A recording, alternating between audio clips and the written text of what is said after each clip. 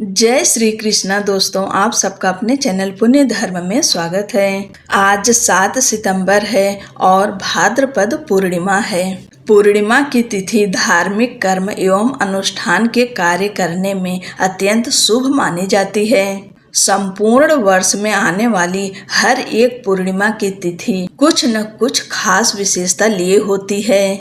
इसी में भाद्रपद माह की पूर्णिमा को श्राद्ध पक्ष के आरंभ से जोड़ा जाता है। इसी पूर्णिमा से आरंभ होने वाले श्राद्ध कार्य आश्विन अमावस्या तक चलते हैं। इसलिए भाद्रपद पूर्णिमा को स्नान दान का भी विशेष महत्व माना जाता है। आज के दिन लक्ष्मी नारायण की विधि विधान से पूजा करनी चाहिए और सत्यनारायण भगवान की कथा सुननी चाहिए। चलिए आप सब लक्ष्मी नारायण का ध्यान करते हुए भाद्रपद पूर्णिमा की इस कथा को सुने। द्वापर युग में एक समय की बात है कि यशोदा जी ने श्री कृष्ण से कहा, हे कृष्ण, तुम सारे संसार के उत्पन्न करता, पोषक तथा उसके संहार करता हो। आज कोई ऐसा व्रत मुझसे कहो जिसके करने से मृत्यु लोक में स्त्रियों को विधवा होने का भय न रहे तथा यह व्रत सभी मनुष्यों की मनोकामनाएं पूर्ण करने वाला हो। श्री कृष्ण कहने लगे, हे माता, तुमने अति सुंदर प्रश्न किया है। मैं तुमसे ऐसे ही व्रत को सविस्तार कहता हूँ। सौभाग्य की प्राप्ति के लिए स्त्रियों को 32 पूर्णमासियों का व्रत करना चाहिए। इस व्रत के करने से स्त्रियों को सौभाग्य संपत्ति मिलती है। यह व्रत अचल सौभाग्य देने वाला एवं भगवान शिव के प्रति मनुष्य मात्र की भक्ति को बढ़ाने वाला है। यशोदा जी कहने लगी, हे कृष्ण, सर्वप्रथम इस व्रत को मृत्यु लोक में किसने किया था? इसके विषय में विस्तार पूर्वक मुझसे कहो। श्री कृष्ण जी कहने लगे, इस भूमंडल पर एक अत्यंत प्रसिद्ध राजा चंद्रहास से पालित अनेक प्रकार के रत्नों से परिपूर्ण कातिका नाम की एक नगरी थी। वहां पर धनेश्वर नाम का एक ब्राह्मण रहता था और उसकी स्त्री अति सुशीला रूपवती थी। दोनों ही उस नगरी में बड़े प्रेम के साथ रहते थे। घर में धन धान्य आदि की कमी नहीं थी। उनको एक बड़ा दुख था कि उनके कोई संतान नहीं थी। इस दुख से वह अत्यंत दुखी रहते थे। एक समय एक बड़ा तपस्वी योगी उस नगरी में आया। वह योगी उस ब्राह्मण के घर को छोड़कर अन्य घरों से भिक्षा लाकर भोजन किया करता था। रूपवती से वह भिक्षा नहीं लिया करता था। उस योगी ने एक दिन रूपवती से भिक्षा न लेकर किसी अन्य घर से भिक्षा लेकर गंगा किनारे जाकर भिक्षान होकर प्रेम पूर्वक खा रहा था कि धनेश्वर ने योगी का यह सब कार्य किसी प्रकार से देख लिया। अपनी भिक्षा के अनादर से दुखी होकर धनेश्वर योगी से बोला, महात्मन, आप सब घरों से भिक्षा लेते हैं परंतु मेरे घर की भिक्षा कभी भी नहीं लेते, इसका कारण क्या है? योगी ने कहा कि निसंतान के घर की भीख पतितों के अन्न के तुल्य होती है और जो पतितों का अन्न खाता है वह भी पतित हो जाता है। चूंकि तुम निसंतान हो, अतः पतित हो जाने के भय से मैं तुम्हारे घर की भिक्षा नहीं लेता हूँ। धनेश्वर यह बात सुनकर अपने मन में बहुत दुखी हुआ और हाथ जोड़कर योगी के पैरों पर गिर पड़ा तथा आर्त भाव से कहने लगा, हे महाराज, यदि ऐसा है तो आप मुझको पुत्र प्राप्त का उपाय बताइए। आप सर्वज्ञ हैं, मुझ पर अवश्य ही यह कृपा कीजिए।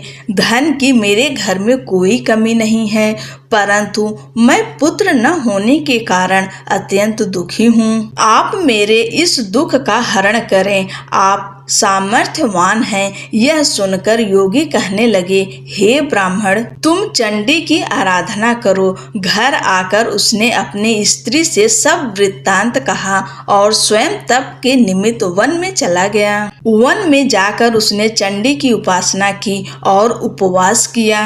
चंडी ने 16वें दिन उसको स्वप्न में दर्शन दिया और कहा, हे धनेश्वर, जा तेरे पुत्र होगा, परंतु वह 16 वर्ष की आयु में ही मृत्यु को प्राप्त हो जाएगा। यदि तुम दोनों स्त्री पुरुष 32 पूर्णमासियों का व्रत विधि पूर्वक करोगे तो वह दीर्घायु होगा। जितनी तुम्हारी सामर्थ्य हो आटे के दिए बनाकर शिव जी का पूजन करना, परंतु पूर्णमासी को 32 हो जाने चाहिए। प्रातः काल होने पर इस स्थान के समीप ही तुम्हें एक आम का वृक्ष दिखाई देगा। उस पर तुम चढ़कर एक फल तोड़कर शीघ्र अपने घर ले जाना। अपनी स्त्री से सब वृत्तांत कहना। ऋतु स्नान के पश्चात वह स्वच्छ होकर श्री शंकर जी का ध्यान करके उस फल को खा लेगी। तब भगवान शंकर की कृपा से उसको गर्भ हो जाएगा। जब वह ब्राह्मण प्रातः काल उठा तो उसने उस स्थान के पास ही एक आम का वृक्ष देखा, जिस पर एक अत्यंत सुंदर आम का फल लगा हुआ था। उस ब्राह्मण ने उस आम के वृक्ष पर चढ़कर उस फल को तोड़ने का प्रयत्न किया, परंतु वृक्ष पर कई बार प्रयत्न करने पर भी वह न चढ़ पाया। तब तो उस ब्राह्मण को बहुत चिंता हुई और विघ्न विनाशक श्री गणेश जी की वंदना करने लगा। हे दयानिधे, अपने भक्तों के विघ्नों का नाश करके उनके मंगल कार्य को करने वाले, दुष्टों का नाश करने वाले, रिद्धि सिद्धि को देने वाले, आप मुझ पर कृपा करके इतना बल दें कि मैं अपने मनोरथ को पूर्ण कर सकूं। इस प्रकार गणेश जी की प्रार्थना करने पर उनकी कृपा से धनेश्वर वृक्ष पर चढ़ गया और उसने एक अति सुंदर आम का फल देखा। उसने विचार किया कि जो वरदान से फल मिला था वह यह है और कोई फल दिखाई नहीं देता। उस धनेश्वर ब्राह्मण ने जल्दी से उस फल को तोड़कर अपनी स्त्री को लाकर दिया और उसकी स्त्री ने अपने पति के कथनानुसार उस फल को खा लिया और वह गर्भवती हो गई। देवी जी की असीम कृपा से उसे एक अत्यंत सुंदर पुत्र उत्पन्न हुआ, जिसका नाम उन्होंने देवीदास रखा। माता पिता के हर्ष और शोक के साथ वह बालक शुक्ल पक्ष के चंद्रमा की भांति अपने पिता के घर में बढ़ने लगा। भवानी की कृपा से वह बालक बहुत ही सुंदर, सुशील और विद्या पढ़ने में बहुत ही निपुण हो गया। दुर्गा जी की आज्ञा अनुसार उसकी माता ने 32 पूर्णमासी का व्रत रखना प्रारंभ कर दिया था, जिससे उसका पुत्र बड़ी आयु वाला हो जाए। 16वां वर्ष लगते ही देवीदास के माता पिता को बड़ी चिंता हो गई कि कहीं उनके पुत्र की इस वर्ष मृत्यु न हो जाए। इसलिए उन्होंने अपने मन में विचार किया कि यदि यह दुर्घटना उनके सामने हो गई तो वे कैसे सहन कर सकेंगे। अस्तु उन्होंने देवीदास के मामा को बुलाया और कहा कि हमारी इच्छा है कि देवीदास 1 वर्ष तक काशी में जाकर विद्या अध्ययन करें और उसको अकेला भी नहीं छोड़ना चाहिए। इसलिए साथ में तुम चले जाओ और 1 वर्ष के पश्चात इसको वापस लौटा लाना। सब प्रबंध करके उसके माता पिता ने काशी जाने के लिए देवीदास को एक घोड़े पर बैठाकर उसके मामा को उसके साथ कर दिया, किंतु यह बात उसके मामा या किसी और से नहीं कही। धनेश्वर ने सपत्नीक अपने पुत्र की मंगल कामना तथा दीर्घायु के लिए भगवती दुर्गा की आराधना और पूर्णमासियों का व्रत करना आरंभ कर दिया। इस प्रकार बराबर 32 पूर्णमासी का व्रत पूरा किया।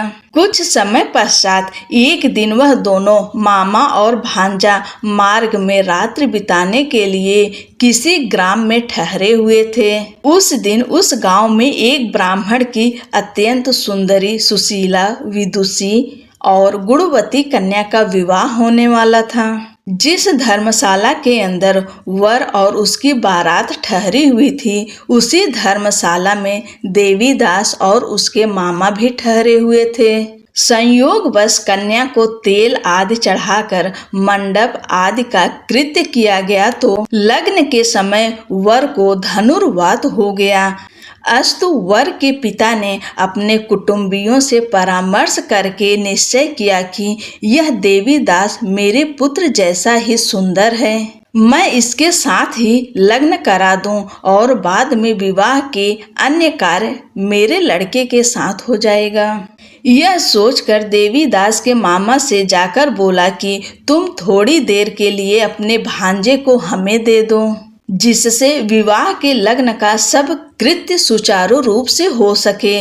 तब उसका मामा कहने लगा कि जो कुछ भी मधुपर्क आदि कन्यादान के समय वर को मिले वह सब हमें दे दिया जाए, तो मेरा भांजा इस बारात का दूल्हा बन जाएगा।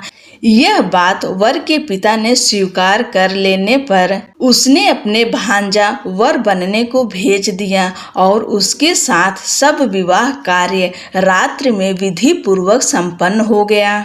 पत्नी के साथ वह भोजन न कर सका। वह एकांत में सोचने लगा कि न जाने यह कैसी स्त्री होगी। वह एकांत में इसी सोच में गरम निश्वास छोड़ने लगा तथा उसकी आंखों में आंसू भी आ गए। तब वधू ने पूछा कि क्या बात है, आप इतने उदासीन व दुखी क्यों हो रहे हैं? तब उसने सब बातें जो वर के पिता व उसके मामा से हुई थी उसको बतला दी। तब कन्या कहने लगी कि यह ब्रह्म विवाह के विपरीत कैसे हो सकता है। देव, ब्राह्मण और अग्नि के सामने मैंने आपको ही अपना पति बनाया है, इसलिए आप ही मेरे पति हैं। मैं आपकी ही पत्नी रहूंगी, किसी अन्य की कदापि नहीं। तब देवीदास ने कहा, ऐसा मत करिए, क्योंकि मेरी आयु बहुत थोड़ी है। मेरे पश्चात आपकी क्या गति होगी, इन बातों को अच्छी तरह विचार कर लो। परंतु वह दृढ़ विचार वाली थी। बोली कि जो आपकी गति होगी वही मेरी गति होगी। हे स्वामी, आप उठिए और भोजन करिए, आप निश्चय ही भूखे होंगे। इसके बाद देवीदास और उसकी पत्नी दोनों ने भोजन किया तथा शेष रात्रि वे सोते रहे। प्रातःकाल देवीदास ने अपनी पत्नी को 3 नगों से जड़ी हुई एक अंगूठी दी, एक रुमाल दिया और बोला, हे प्रिय, इसे लो और संकेत समझकर स्थिर चित्त हो जाओ। मेरे मरण और जीवन जानने के लिए एक पुष्प वाटिका बना लो, उसमें सुगंधित वाली एक नवमल्लिका लगा लो, उसको प्रतिदिन जल से सींचा करो और आनंद के साथ खेलो कूदो तथा उत्सव मनाओ। जिस समय और जिस दिन मेरा प्राणांत होगा ये फूल सूख जाएंगे और जब ये फिर हरे हो जाएं तो जान लेना कि मैं जीवित हूँ। यह बात निश्चय करके समझ लेना कि इसमें कोई संशय नहीं है। यह समझाकर वह चला गया। प्रातःकाल होते ही वहां पर गाजे बाजे बजने लगे और जिस समय विवाह के कार्य समाप्त करने के लिए वर तथा सब बाराती मंडप में आए तो कन्या ने वर को भली प्रकार से देखकर अपने पिता से कहा कि यह मेरा पति नहीं है। मेरा पति वही है जिसके साथ रात्रि में मेरा पाणी ग्रहण हुआ था, इसके साथ मेरा विवाह नहीं हुआ है। यदि यह वही है तो बताए कि मैंने इसको क्या दिया। मधुपर्क और कन्यादान के समय जो मैंने भूषणादि दिए थे उन्हें दिखाए तथा रात में मैंने क्या गुप्त बातें कही थी वह सब सुनाए। पिता ने उसके कथा अनुसार वर को बुलवाया। कन्या की यह सब बातें सुनकर वह कहने लगा कि मैं कुछ नहीं जानता। इसके पश्चात लज्जित होकर वह अपना समूह लेकर चला गया और सारी बारात भी अपमानित होकर वहां से लौट गई। भगवान श्री कृष्ण बोले, हे माता, इस प्रकार देवीदास काशी विद्या अध्ययन के लिए चला गया। जब कुछ समय बीत गया तो काल से प्रेरित होकर एक सर्प रात्रि के समय उसको डसने के लिए वहां पर आया। उस विषधर के प्रभाव से उसके शयन का स्थान चारों ओर से विष की ज्वाला से विषैला हो गया, परंतु व्रतराज के प्रभाव से उसको काटने न पाया, क्योंकि पहले ही उसकी माता ने 32 पूर्णिमा का व्रत पूर्ण कर रखा था। इसके बाद मध्याह्न के समय स्वयं काल वहां पर आया और उसके प्रभाव से उसके प्राणों को निकालने का प्रयत्न करने लगा, जिससे वह मूर्छित होकर पृथ्वी पर गिर पड़ा। भगवान की कृपा से उसी समय पार्वती जी के साथ श्री शंकर जी वहां पर आ गए। उसको मूर्छित दशा में देखकर पार्वती जी ने भगवान शंकर से प्रार्थना की कि हे महाराज, इस बालक की माता ने पहले 32 पूर्णिमा का व्रत किया था, जिसके प्रभाव से हे भगवान आप इसको प्राण दान दें। भवानी के कहने पर भक्त वत्सल भगवान श्री शिव जी ने उसको प्राण दान दे दिए। इस व्रत के प्रभाव से काल को भी पीछे हटना पड़ा और देवी दास स्वस्थ होकर बैठ गया। उधर उसकी स्त्री उसके काल की प्रतीक्षा किया करती थी। जब उसने देखा कि उस पुष्प वाटिका में पत्र पुष्प कुछ भी नहीं रहे तो उसको अत्यंत आश्चर्य हुआ और जब वह वैसे ही हरी भरी हो गई तो वह जान गई कि वह जीवित हो गए हैं। यह देखकर वह बहुत प्रसन्न मन से अपने पिता से कहने लगी, हे पिताजी, मेरे पति जीवित हैं, आप उनको ढूंढिए। जब 16वां वर्ष व्यतीत हो गया तो देवी दास भी अपने मामा के साथ काशी से चल दिया। इधर उसे ससुर उसको ढूंढने के लिए अपने घर से जाने वाले ही थे कि वह दोनों मामा भांजा वहां पर आ गए। उसको आया देखकर उसका ससुर बड़ी प्रसन्नता के साथ अपने घर ले आया। उस समय नगर के निवासी भी वहां इकट्ठे हो गए और सबने निश्चय किया कि अवश्य ही इसी बालक के साथ इस कन्या का विवाह हुआ था। उस बालक को जब कन्या ने देखा तो पहचान लिया और कहा कि यह तो वही है जो संकेत करके गया था। तदुपरांत सभी कहने लगे कि भला हुआ जो यह आ गया और सब नगर वासियों ने आनंद मनाया। कुछ दिन बाद देवी दास अपनी पत्नी और मामा के साथ अपने ससुर के घर से बहुत सा उपहार आदि लेकर अपने घर के लिए प्रस्थान किया।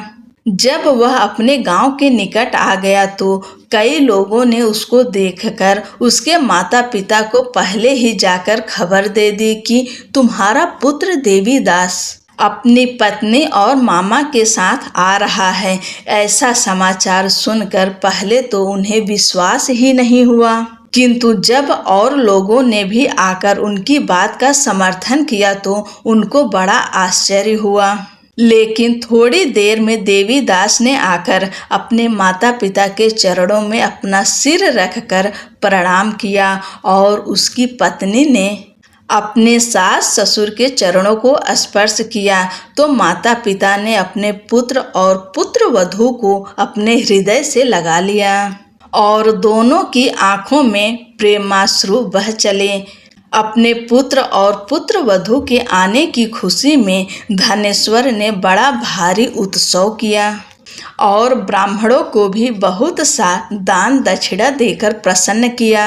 श्री कृष्ण जी कहने लगे कि इस प्रकार धनेश्वर 32 पूर्णिमाओं के व्रत के प्रभाव से पुत्रवान हो गया।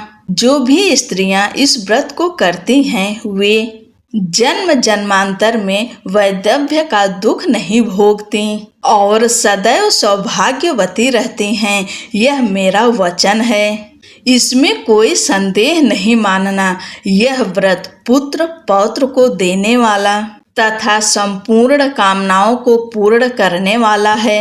32 पूर्णिमाओं के व्रत करने से व्रती की सब इच्छाएं भगवान शिव जी की कृपा से पूर्ण हो जाती है। बोलो लक्ष्मी नारायण की जय। भगवान भोलेनाथ माँ पार्वती की जय। हर हर महादेव।